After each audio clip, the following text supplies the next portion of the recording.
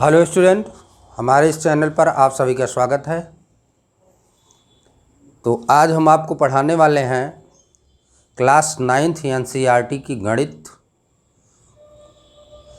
इसमें 7वां चैप्टर है त्रिभुज, और इस त्रिभुज में हम सर्वांग सम त्रिभुज पढ़ेंगे। तो देखिए, सर्वांग सम त्रिभुज पढ़ने के पहले हम थोड़ा सा त्रिभुज के बारे में आपको बता दे रहे हैं। त्रिभुज क्या है और यह कितने प्रकार का होता है। तो देखिए, 3 रेखाओं से जो घिरी आकृति होती है उसी को हम त्रिभुज कहते हैं। 3 रेखाओं से घिरी आकृति, ये देखिए 3 रेखाओं से घिरी आकृति जो होगी ए बी सी, या 3 बिंदुओं को मिलाने वाले रेखाखंड से जो आकृति बनती है, जो असंरेख बिंदु हों, 3 असंरेख बिंदुओं को मिलाने से जो आकृति बनती है उसी को हम क्या कहते हैं? त्रिभुज कहते हैं। और ये जो तीनों बिंदु हैं, इन्हीं तीनों बिंदुओं को हम त्रिभुज का शीर्ष कहते हैं। ये क्या है? शीर्ष है। ये क्या है? शीर्ष है। इसको क्या कहेंगे? शीर्ष कहेंगे। 3 असंरेख बिंदुओं से मिलाने से बनी आकृति को त्रिभुज कहते हैं, और ये तीनों बिंदु इस त्रिभुज के क्या कहलाएंगे? शीर्ष कहलाएंगे। और यह है अब देखिए त्रिभुज में कितने अंग होते हैं। देखिए, त्रिभुज में 6 अंग होते हैं, 3 भुजा और 3 कोण। त्रिभुज के कितने अंग होते हैं? 6 अंग होते हैं, 3 भुजा और 3 कोण। ये भुजा ए बी, भुजा ए सी, भुजा बी सी, कोण ए, कोण बी और कोण सी। ये त्रिभुज के 6 अंग होते हैं। अब आप ये पढ़ेंगे कि त्रिभुज कितने प्रकार का होता है। त्रिभुज के प्रकार क्या हैं, तो आपको हम संक्षेप में बता दे रहे हैं। त्रिभुज के प्रकार, त्रिभुज के प्रकार, त्रिभुज के प्रकार। अब आप देखिए त्रिभुज,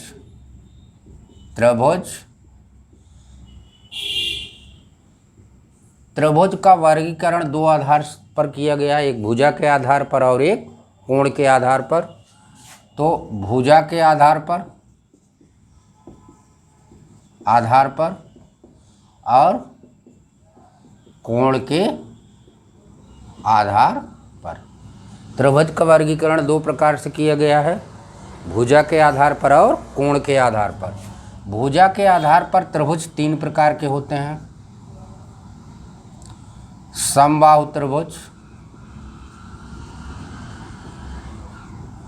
समद्विबाहु त्रिभुज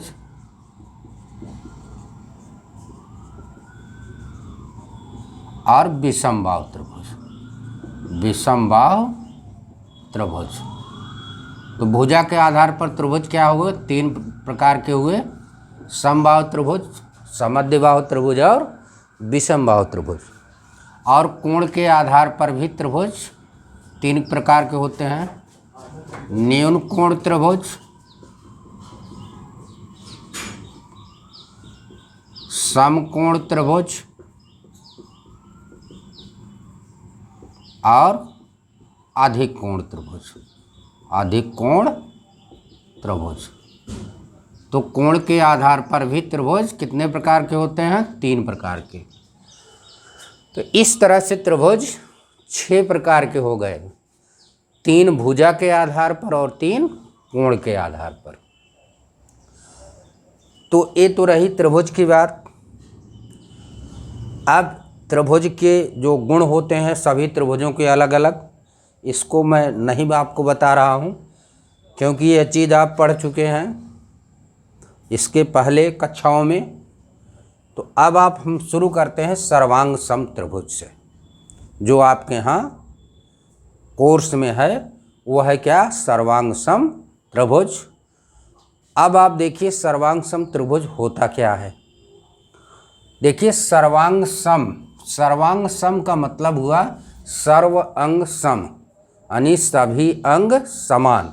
अगर सर्वांग सम को आप अलग अलग करें, सर्वांग सम को आप अलग अलग करें तो आपको क्या मिलेगा? सर्व धन अंग धन सम, यानी सभी अंग समान। यानी दो या दो से अधिक त्रिभुजों के जब सभी अंग समान हो जाएंगे तो हम कहेंगे कि वे त्रिभुज सर्वांग सम हैं। और सभी अंग समान होने का मतलब त्रिभुज के कितने अंग होते हैं? 6 अंग होते हैं, 3 भुजा और 3 कोण। जब दो या दो से अधिक त्रिभुजों के तीनों भुजाएं और तीनों कोण एक दूसरे के बराबर हो जाएंगे तो हम कहेंगे कि वह त्रिभुज क्या है? सर्वांग सम है। यहाँ पर देखिए हमने 2 त्रिभुज लिया, त्रिभुज ABC और त्रिभुज DEF।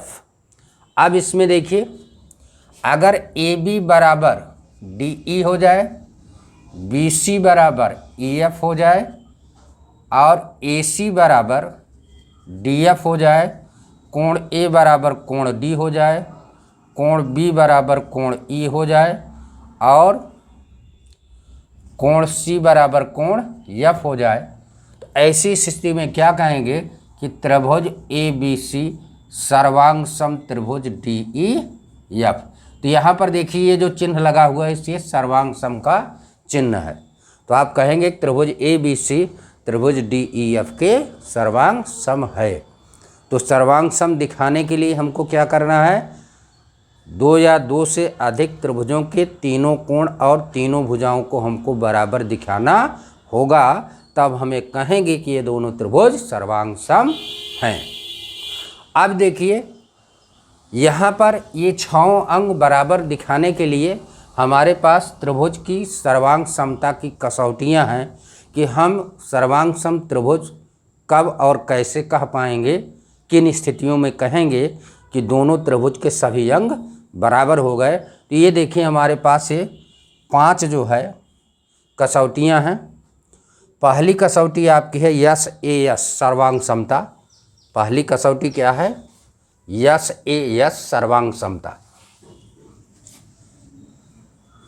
सर्वांग समता,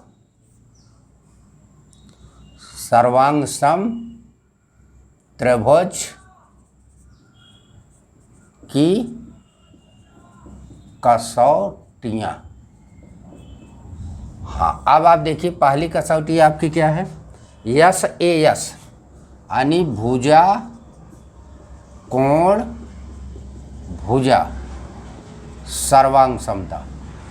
सर्वांग, इसको भुजा कोण भुजा सर्वांग समता को क्या कहते हैं अंग्रेजी में? SAS सर्वांग समता, सर्वांग समता।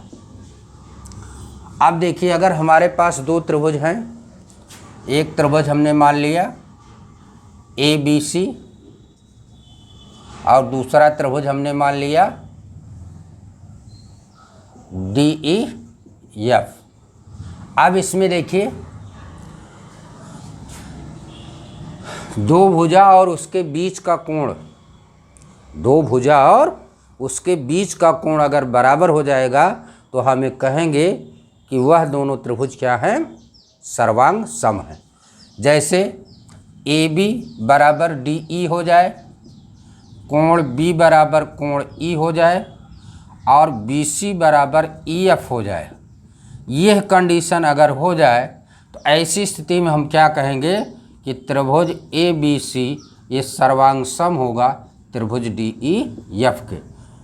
अरे यह 3 चीज़ को अगर आपने बराबर कर दिया, AB बराबर D, कोण B बराबर कोण E और BC बराबर EF यदि आपने दिखा दिया तो आप ये कहेंगे कि ये दोनों त्रिभुज सर्वांग सम हैं। और इसका मतलब बाकी और भुजा और कोण स्वतः बराबर हो जाएंगे यदि आपने इतनी चीज़ों को आपने दिखा दिया। तो ये सर्वांग सम त्रिभुज की पहली कसौटी है कि अगर आप एक भुजा, 2 भुजा और उनके बीच का अंतरित कोण बराबर आपने दिखा दिया तो ऐसी स्थिति में त्रिभुज सर्वांग सम हो जाएंगे। तो ये तो आपकी थी पहली कसौटी। दूसरी कसौटी क्या है? दूसरी कसौटी क्या है?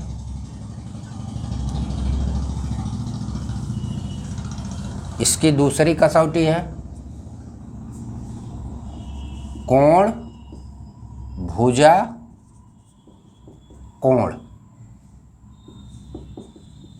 कोण भुजा कोण, यानी ए सर्वांग समता। यानी किसी दो त्रिभुज, किसी दो या दो से अधिक त्रिभुज के एक कोण, दो कोण और उनके बीच की भुजा यदि बराबर हो जाए तो हम कहेंगे कि वो दोनों त्रिभुज सर्वांग सम है। जैसे हमने त्रिभुज ए बी सी और डी ई एफ लिया, तो इसका मतलब कोण ए बराबर कोण डी हो जाए, ए बी बराबर डी ई हो जाए और कोण बी बराबर कोण ई हो जाए। तो ऐसी स्थिति में हम कहेंगे कि त्रिभुज ए बी सी ये सर्वांग सम होगा त्रिभुज डी ई एफ के। यानी यह तीनों चीज़ें यदि आपने दिखा दिया तो आप ये कहेंगे कि ये दोनों त्रिभुज सर्वांग सम हैं। तो ये आपकी थी दूसरी कसौटी सर्वांग सम त्रिभुज के लिए। आप इस तरह से आप दिखाएंगे तो आप कह देंगे कि ये दोनों त्रिभुज सर्वांग सम हैं, यानी इसका मतलब बाकी और कोण और भुजा स्वतः बराबर हो जाएगी जब आप इतना दिखा देंगे। चलिए तीसरी कसौटी है ए एस।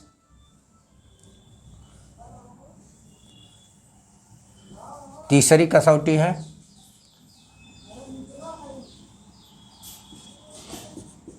कोण भुजा एस, कोण भुजा सर्वांग समता। यदि किसी त्रिभुज के दो कोण और एक भुजा, यानी कोण ए बराबर हो जाए कोण डी के, कोण बी बराबर हो जाए कोण ई के और ए सी बराबर हो जाए डी एफ के, तो ऐसी स्थिति में त्रिभुज ए बी सी ये सर्वांग सम हो जाएगा त्रिभुज डी ई एफ के।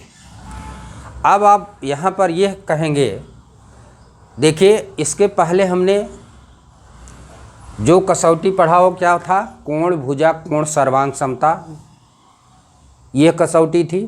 अब वही चीज़ यहाँ पर भी है, लेकिन थोड़ा सा इसमें अंतर हो गया। अब आप देखिए यहाँ पर अगर इस कोण ए कोण डी के बराबर है, कोण बी कोण ई के बराबर है, अगर किसी भी त्रिभुज के दो कोण बराबर हो गए, तीसरा कोण अपने आप बराबर हो जाता है। यानी यह कोण और यह कोण सी और कोण एफ ये दोनों क्या हो जाते हैं, बराबर हो जाते हैं। तो ऐसी स्थिति में देखिए अगर आप देखें तो यहाँ पर ए सी बराबर आपने क्या सिद्ध किया, ए सी बराबर डी एफ। ए सी बराबर आपने क्या दिखाया है, ए सी बराबर डी एफ आपने दिखाया है, और कोण ए बराबर कोण डी दिखाया है। तो इसके पहले वाली आपकी जो सर्वांग समता थी, देखिए ए एस ए यानी कोण भुजा कोण सर्वांग समता, वही स्थिति यहाँ पैदा हो जाएगी कि कोण ए कोण डी के बराबर है और कोण सी कोण एफ के बराबर है और ए सी बराबर डी एफ है। तो ऐसी स्थिति में अगर आपने दिखा दिया कि दो कोण और एक भुजा और वह भुजा उन दोनों कोण के बीच की ना हो, कोई अन्य भुजा हो, तब भी दोनों त्रिभुज क्या हो जाएंगे, सर्वांग सम हो जाएंगे। तो ये आपकी तीसरी कसौटी थी। चौथी कसौटी आपकी है त्रिभुज को सर्वांग सम करने के लिए, चौथी कसौटी है यस यस यस, भुजा भुजा भुजा सर्वांग समता, भुजा भुजा भुजा, इसको हम कहते हैं यस यस यस सर्वांग समता। अगर हमारे पास दो त्रिभुज हैं ए बी सी और डी ई एफ, अगर ए बी बराबर डी ई हो जाए, बी सी बराबर ई एफ हो जाए, ए सी बराबर डी एफ हो जाए, तो हम कहेंगे त्रिभुज ए बी सी ये सर्वांग सम होगा त्रिभुज डी ई एफ के। ये आपकी चौथी कसौटी है सर्वांग सम सिद्ध करने के लिए कि अगर आप दोनों त्रिभुज की तीनों भुजाएं बराबर कर देंगे तो आपका त्रिभुज क्या हो जाएगा, सर्वांग सम हो जाएगा, यानी बाकी और कोण स्वतः बराबर हो जाएंगे। अगली कसौटी आपकी आती है, पांचवी कसौटी है। सर्वांग सम होने के लिए पांचवी कसौटी क्या है, RHS। RHS का मतलब होता है समकोण कर्ण भुजा।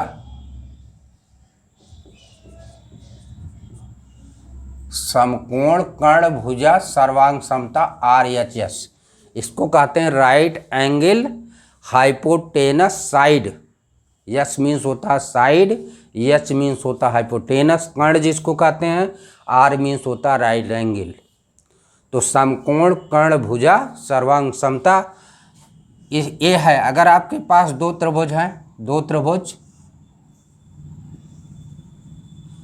ABC DEF, अगर देखिए क्या है 90 डिग्री है, 90 डिग्री है, तो देखिए दोनों त्रिभुज यानी कोण B बराबर क्या है, कोण E है, और ये दोनों क्या है 90 अंश के हैं। और कर्ण, कर्ण मीन्स AC बराबर DF, और कोई एक भुजा चाहे AB या चाहे AB D के बराबर हो जाए, AB बराबर DE हो जाए, या BC बराबर EF हो जाए।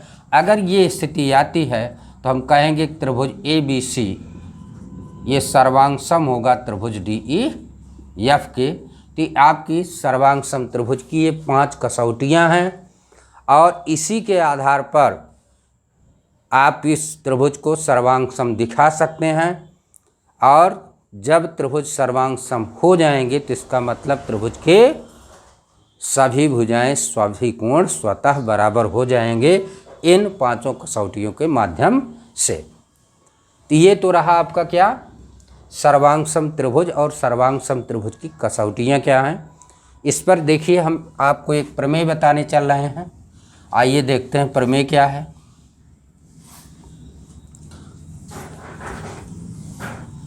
प्रमेय है आपकी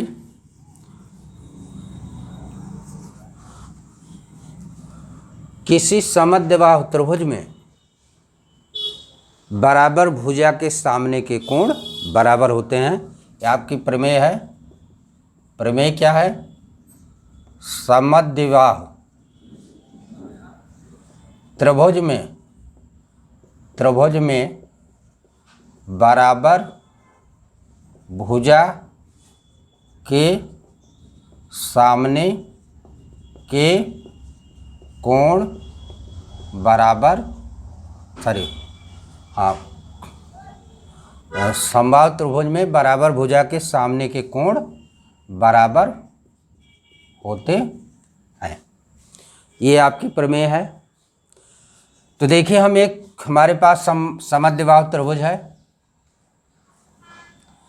समद्विबाहु त्रिभुज है ABC, ये समद्विबाहु त्रिभुज है। अब आपको एक चीज़ और आपको हम बता दे रहे हैं कि आप किसी भी प्रमेय को जब भी आप सिद्ध करेंगे तो जो गणितीय कथन दिया गया उसी के आधार पर आपको चित्र बनाना है, और क्या सिद्ध करना उसी गणितीय कथन में आपको मिलेगा, और सिद्ध करने के लिए आपको क्या करना होगा यह चीज़ आपको ध्यान में रख कर करना है। और यह भी आपको हम बता दे रहे हैं जो भी आकृति आप पढ़ेंगे, जैसे आप त्रिभुज पढ़ रहे हैं तो त्रिभुज के बारे में आपको टोटल जानकारी होनी चाहिए। तो आइए देखते हैं। तो इसमें ज्ञात क्या है, आप जैसे हम कर रहे हैं इसी तरह से आपको एग्ज़ाम में करने हैं। तो देखिए पहले आपका स्टेटमेंट जो होगा वो आप लिखेंगे, इसके बाद आप फिगर बनाएंगे, और इस फिगर में क्या दिया गया है, दिया गया त्रिभुज ABC समद्विबाहु त्रिभुज है। त्रिभुज ABC क्या है, समद्विबाहु त्रिभुज है, जिसमें AB बराबर AC है। ये इतना आपको दिया गया है। आपको सिद्ध करना है, सिद्ध क्या करना है, क्या सिद्ध करना है, सिद्ध करना है कि कोण बी बराबर कोण सी, यानी यह कोण इस कोण के बराबर होगा, ये आपको सिद्ध करना है। इसके लिए देखिए हम रचना करेंगे। रचना, कोण ए का समद्विभाजक AD खींचा। हम इस कोण का समद्विभाजक खींच दे रहे हैं AD। ये कोण ए का हमने समद्विभाजक खींचा, इसका मतलब ये कोण दो बराबर भागों में बंटा हुआ है। ये हम रचना कर देंगे। अब आप देखिए उपपत्ति इसकी, चाहे आप उपपत्ति लिखिए चाहे आप प्रमाण लिखिए, दोनों आप लिख सकते हैं। ये देखिए, अब आपको देखिए यहाँ पर आपको दो त्रिभुज मिल रहे हैं, एक त्रिभुज ADB मिल रहा है और एक त्रिभुज ADC मिल रहा है। तो त्रिभुज ADB तथा त्रिभुज ADC में अब आप ये दोनों त्रिभुजों में देखिए AB बराबर AC, ये क्या है, ज्ञात है। या एक मिनट रुक जाइए आप,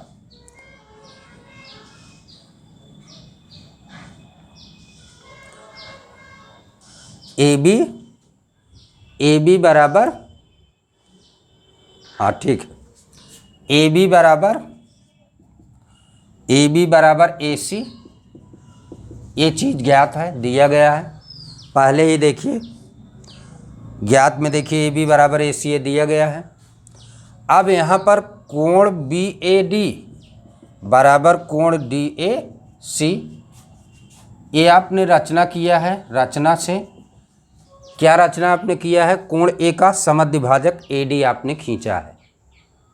और फिर देखिए AD बराबर AD, यह दोनों त्रिभुजों की क्या है, उभयनिष्ठ भुजा है। ये दोनों त्रिभुजों की क्या है, उभयनिष्ठ भुजा है। इसका मतलब देखिए सर्वांग समता की कौन सी कसौटी आपको मिली, आपको क्या मिला भुजा कोण भुजा सर्वांग समता, भुजा कोण भुजा सर्वांग समता से। अब देखिए इसमें आपने क्या दिया है, आपने एक भुजा को बराबर दिखाया, दो भुजा और उसके बीच के कोण को आपने बराबर दिखा दिया। तो इसका मतलब ये सर्वांग समता की कसौटी हुई भुजा कोण भुजा सर्वांग समता से। त्रिभुज ADB ये सर्वांग सम हो जाएगा त्रिभुज ADC के। और जब ये सर्वांग सम हो जाएगा तो आप लिख सकते हैं कि यह जो है बाकी और भुजा और कोण स्वतः बराबर हो जाएंगे। इसका मतलब कोण B बराबर क्या हो जाएगा, कोण B बराबर कोण C हो जाएगा। और यही चीज़ आपको क्या करना है, प्रूव करना है। तो ये था, ये आपकी ये प्रमेय थी। तो आज के लेक्चर में बस इतना ही। धन्यवाद।